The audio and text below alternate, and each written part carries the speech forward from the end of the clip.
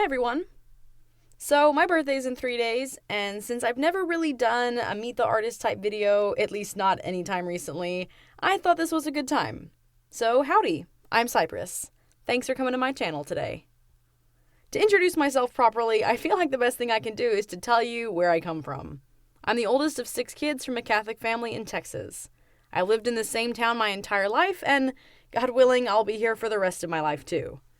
I've got 4 brothers and only 1 sister, and the saying used to go that wherever my family went, the party followed. We're a loud family. We're also a homeschooling family. I have an associate's degree in English, in case anyone's curious, and I've actually never set foot on a school campus once in my life. I did college entirely online, so I think that's kind of cool. You may think of me as an artist, but I think of myself as a writer who draws. Writing is my first and truest passion, and something I put a lot of heart into, even though most of my stuff never sees the light of day. I'm also a pretty big reader. I love fantasy fiction, which I'm sure isn't surprising given my channel's focus, but some of my favorite authors are Brandon Mull, Tamora Pierce, Christopher Paolini, and Brian Jacques. Also, like a dozen other people, just in my top favorites, but those are just a couple. My hobbies outside of writing, reading, and art are pretty outdoorsy.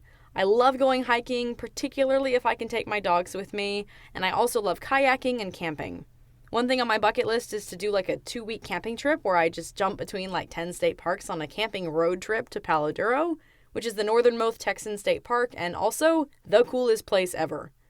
I also love driving my truck. I fear I'm a bit of a truck enthusiast. One of my favorite things to do is to roll down the road with the windows down, sun baking me, radio rolling, just enjoying the beautiful land that I live in. My granddad actually called that the fine art of loafing, so it's a bit of a family tradition. And of course, farming is second in my heart only to writing. There's nothing better than walking through a pasture at 6 in the morning, right as the sun's coming up, looking for a new calf or getting up cows. I have a second secret life going on that none of y'all even know about, where I'm working on a farm and living my best life. Some things I love: music. I'm a music enthusiast. I can like almost anything except for rap and pop music. Spotify says I listen to about 80,000 hours of music a year, so there's that. I also love barbecue. I think my favorite food in the world is barbecue with mac and cheese and pickles. Oh my gosh. But a good loaded baked potato with onions and chives and cheese and sour cream is also incredible. I love writing essays. I love wearing hoodies, which is unfortunate because we get about 4 hoodie months where I live. And I also love watching agricultural documentaries. Some things I hate: snakes. I'm so scared of snakes, it's not even funny. Mustard is the worst invention of mankind. I can't stand the taste of coffee, though I like the smell. I don't like confrontation, I hate paperwork, and I hate shopping. I've needed new church shoes for 2 years because I have hyper-specific desires for them, and every time I stand in a store for more than 15 minutes, I start to melt like the Wicked Witch of the West. No, I will never do a face reveal, so stop asking. Yes, I have a bit of an accent. I mostly iron it out on YouTube. Every now and again it slips through, though. Some of y'all will remember just utterly roasting me for saying potato a while ago, which, okay. I've been posting on YouTube for 6 years now, which is crazy, but I've been drawing since I was a little kid. I was a horse girl until I got into Wings of Fire when I was like 10 or 11, and I've been drawing dragons ever since.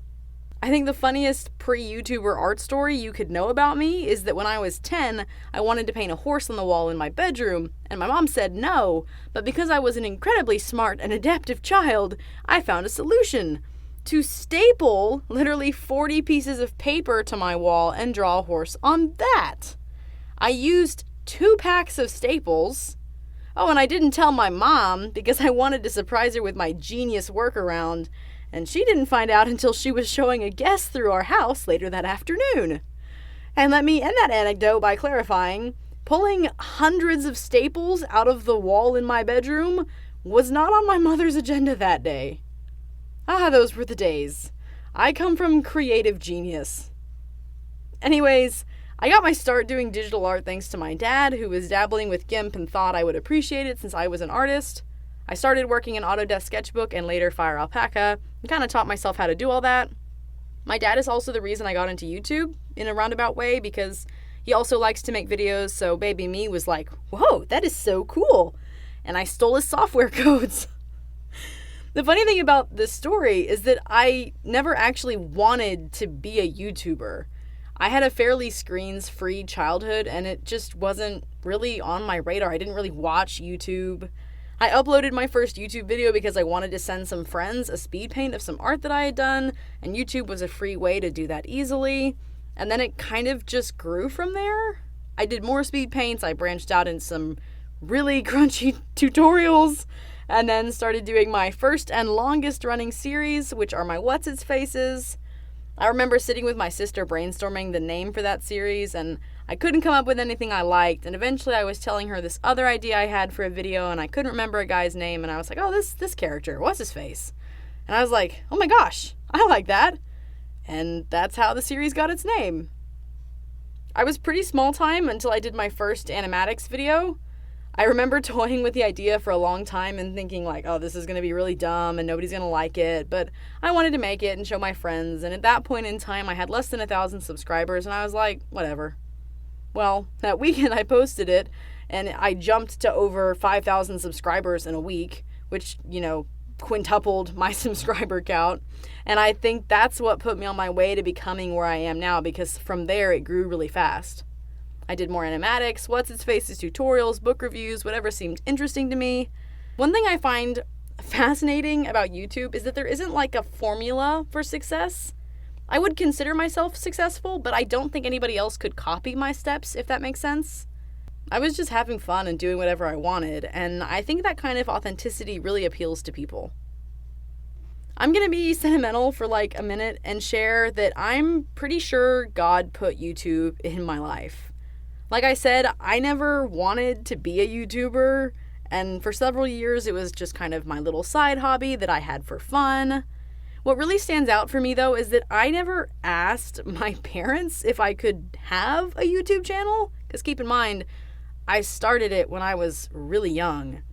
I only started uploading videos because I basically wanted free video hosting for my own stuff, so it didn't even really occur to me to ask permission. And to clarify, when I was young, I didn't really get to do anything on the internet without permission, so it's like totally wild in hindsight that it didn't occur to me to ask. I think I would have if it had occurred to me, because I was a wee little rule follower back in the day, but if I had asked, I think my parents would have said no, and I would have missed out on so many blessings. Because YouTube isn't just my fun hobby anymore. I'm blessed to be able to turn my fun hobby into a paying job that's going to be my best chance at owning land someday.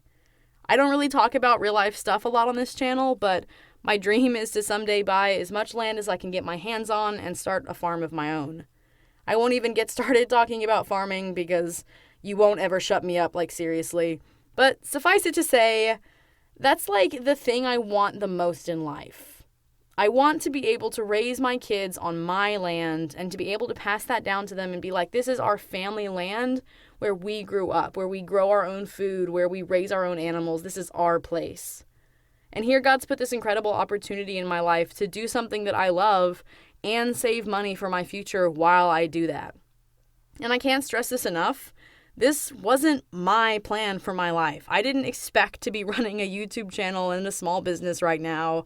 I was on track to become an English teacher up until just a few years ago when I started seriously considering YouTube to be a part of my actual income. I just think that that was something that God put into play for me in my life, and the older I get, the more amazing that is to me. And that's just the effect that my YouTube has had on my life. I get so many messages from parents and fans telling me that I've inspired them to take up art or writing, or how they appreciate having a Christian YouTuber in this community. So God's blessing my life with this, but He's able to bless others through me too, and that's something really special. I feel like I don't usually get so sappy and real with y'all, but there you go. This is a milestone birthday for me, and it's got me thinking about all the good God's put in my life and how lucky I am to be where I am. Anyway, that's me. I tried not to ramble because I can be pretty talkative, especially when it comes to anything to do with agriculture. You'd just never get me quiet again. And that'll wrap it up for this week. I hope y'all enjoy learning a little bit more about me, and I'll be back with more videos soon.